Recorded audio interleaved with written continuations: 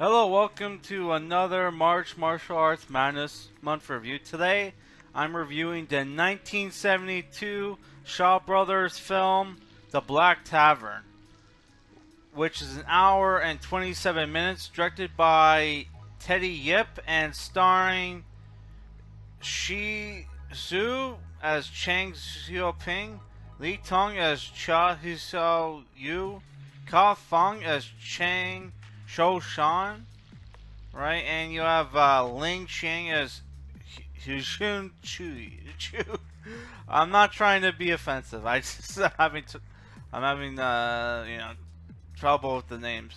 And also, according to people, Jackie Chan is in the film in a small role, and so is Yuen as plays one of the zombies, right? Which it's funny. I even recognize. I heard Jackie Chan was in this movie, right? And I totally missed him. It wasn't until like somebody put I watched the movie on YouTube, right? And somebody put a timestamp of Jackie Chan, and it's just him getting killed in the movie. Yeah. So the Black Tavern is the best way I would describe this film, as it was clearly ripped off from ripped off it, on Quentin Tarantino's eight eight hateful men or something. Hateful Eight, that movie. Which it's, oh my god, it's funny because like a lot of people in the comments were like, yeah, Hateful Eight was ripped off this movie. People say the same thing on The Great Silence, which is a spaghetti western film, right, starring this French guy. Which I've seen. The Great Silence, great film. Maybe you haven't seen it, check it out. Right, and the movie, the best way to put it is that it's basically basically an Agatha Christie movie, but but but in the style of a Shaw Brothers film. So the movie takes place during the winter time, right? And in this restaurant where everybody's eating food and hanging out, right? Where you see some suspicious characters. A, a drunk monk, a drunk monk shows up singing and singing a song about how he saw this rich official, right? Oh, like rich official, traveling on the road with his carriage and entourage, where they were carrying a chest, and inside the chest, lots of jewels, lots of like precious gems, like stuff like that, right? So everybody, all the suspicious people in the tavern, hears this and decides to go on the road to rob the official, right? While that happens, right, our main character of the film, which is played by Tung, who's this swordsman with a blue outfit, which he looks really cool in the movie. I don't think I've ever seen him in a Shaw Brothers film before, or if I did, he wasn't the lead. It was probably played one of the villains, because he's one of those characters where you're not sure if he's a good guy or a bad guy.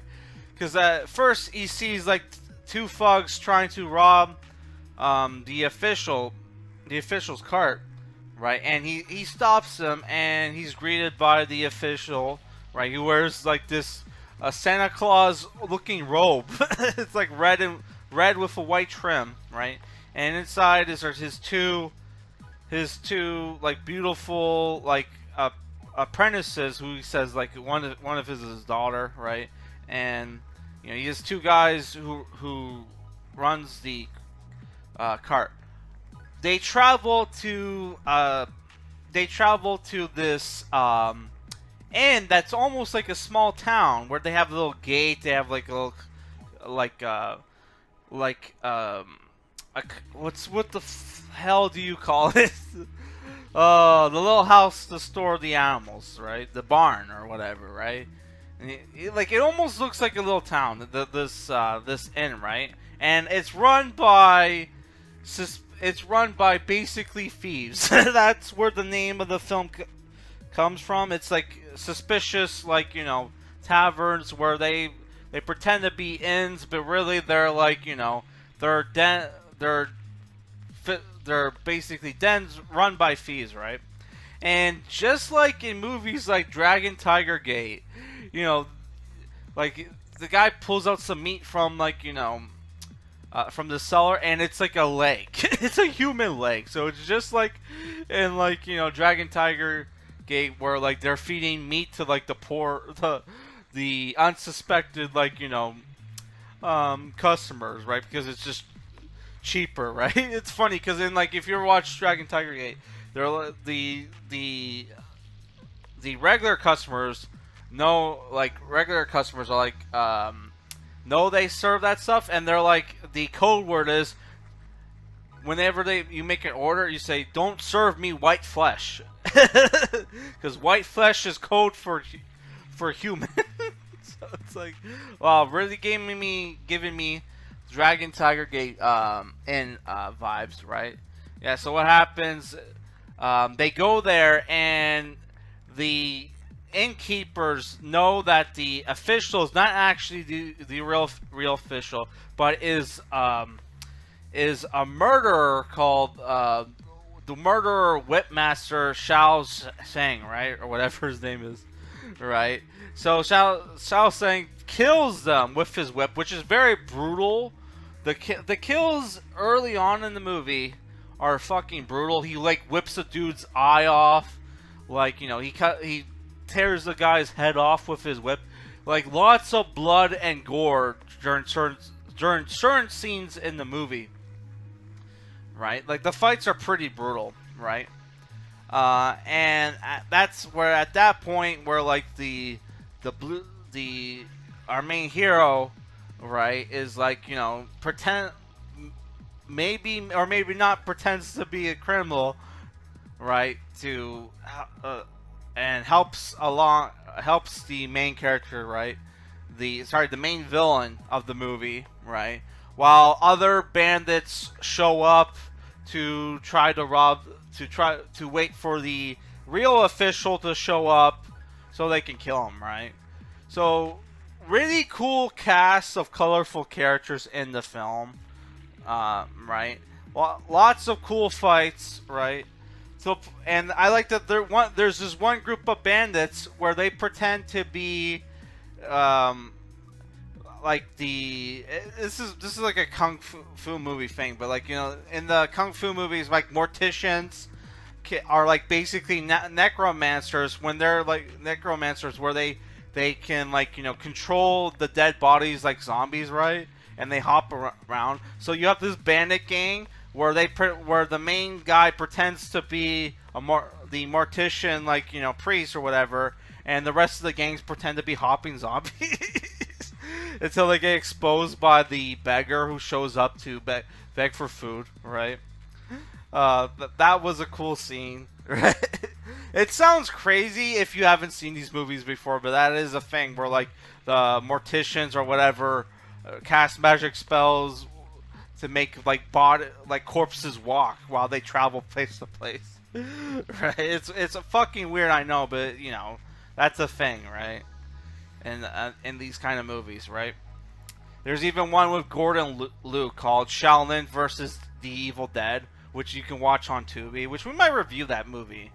Though I was kind of saving it for Halloween, for October for Tokusatsu month, right? Even though that is more of a wuxia film than a Tokusatsu film, right?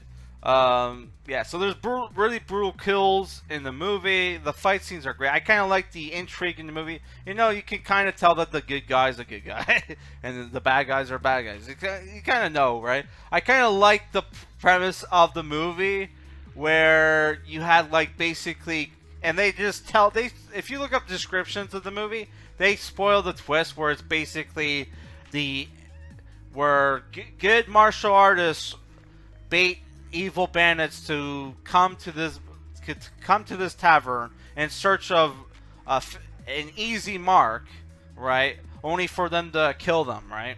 Which what happens in the film. And the final fight in the movie is fucking brutal between the lady swordsman and the whipmaster, which I was a little like disappointed because I wanted to see the the the swordsman guy fight the whipmaster, only for him to show up right before the whipmaster's going to kill the girl, and then he just gets his ass kicked. He just jumped in at the wrong time, right? Only for the beggar monk to also join in the fight and help, right? Which that was a great scene, right? Like awesome shit in the movie, right? And it's funny, like I didn't even notice that Jackie Chan was in the movie until like after he died, because he's just one of the attendants of the official, right? Which if the bad guy of the movie had listened to the innkeeper, the original innkeepers of that inn, he would have known that, hey, that the guy that they're told that is supposed to the guy that told that has a bunch of treasure is actually an honest official. He wouldn't have like he wouldn't he's too poor to have like a bunch of treasure with him, right? So if he had listened carefully, right, he would have known like, hey, something's fucking up, right? But he was too like greedy and arrogant. So I love that. So yeah, this movie is great.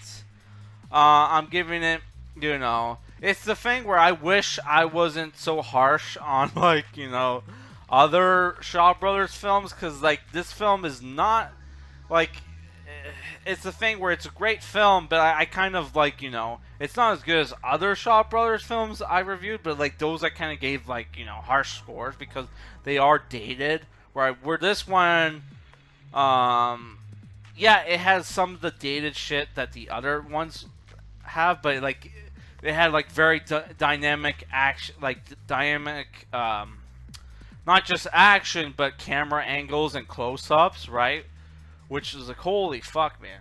So I'm giving it a 7 out of 10. Great film, and it's on YouTube if you want to watch it. Though it's not dubbed, which I love watching the old kung fu movies dubbed. So it kind of sucks that I couldn't find a dub, but it is what it is. That's all. That's it for this review, guys. Peace. The next film we're going to review is probably going to be a Korean Usia film, right, or whatever the fuck the Korean like martial art period piece movies are called.